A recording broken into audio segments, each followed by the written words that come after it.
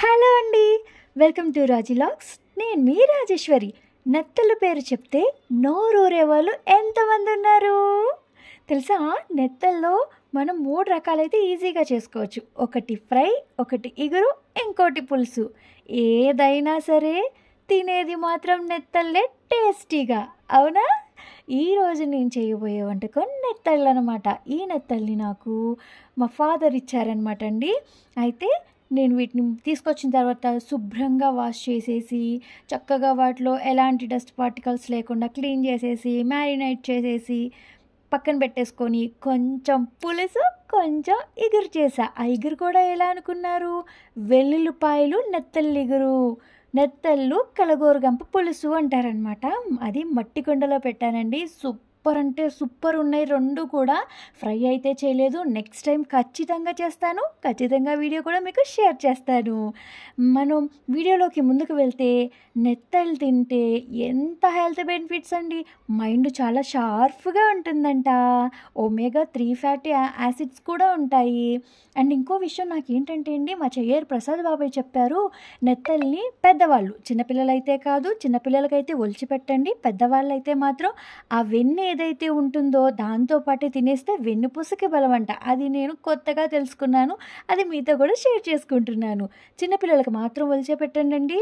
And next ఏంటంటే, ఇది పెద్దవాళ్ళు తిన్నా, చిన్నవాళ్ళు తిన్నా, అండ్ గర్భిణీ స్త్రీలు తిన్నా చాలా మంచిది. పాలిచ్చే బాలింతలకైతే ఇక అసలు చెప్పాల్సిన పనే లేదండి.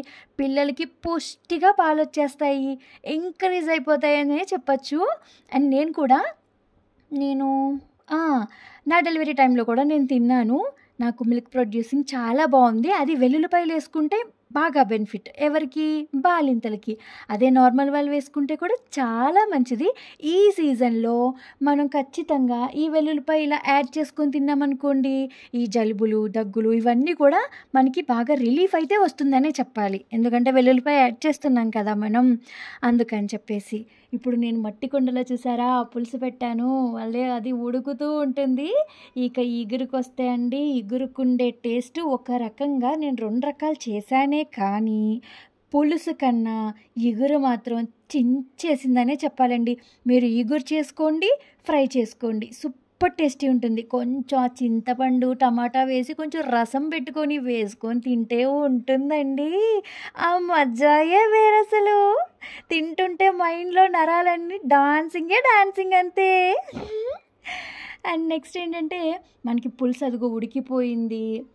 దగ్గరకు అవుతుంది. దగ్గరకు అవ్వాలి. అన్నీ కలిపి పెట్టేసా. హెల్త్ కాన్షియస్ ఉన్న వాళ్ళు ఎవరన్నా అయితే, నేను స్టార్టింగ్ మీకు చూపించాను, చాలా కొంచెం మాత్రమే ఆయిల్ వస్తది. అన్నీ కలిపి పెట్టేస్తాం కదండీ మనం. సో ఏంటంటే ఆయిల్ అనేది ఎక్కువ పట్టదనమాట. అదే ఇగురికైతే ఉల్లిపాయ ముక్కలు మగ్గాలి కదా, కొంచెం ఆయిల్ పడుతుంది. ఎంత ఎక్కువ ఉల్లిపాయ వేసుకుంటే అంత గ్రేవీ ఉంటుంది. కానీ ఎంత గ్రేవీ ఉన్నా చేపల్లో కనిపించదు. కానీ మనం రైస్‌లో వేసుకొని తినేటప్పుడు మాత్రం బావుంటుందండి.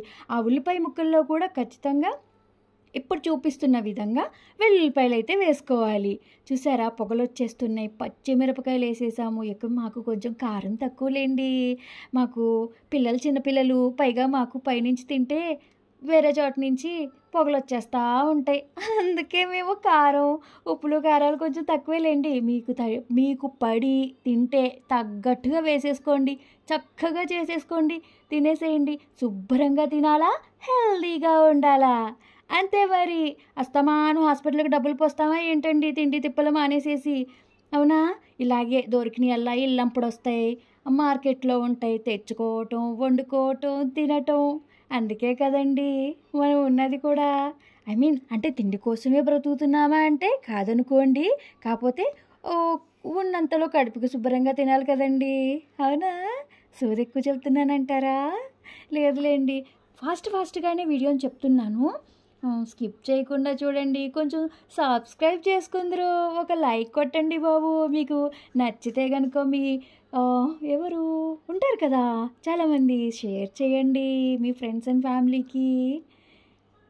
మనకైతే పులుసు చక్కగా చూసారా ఎగిరిపోయింది. మనం పక్కన పెట్టేసుకుందాం. ఇప్పుడు చూసారా ఇగురు పులుసు అయిపోయింది, పక్కన పెట్టేసాం. ఇది ఇగురు అనమాట.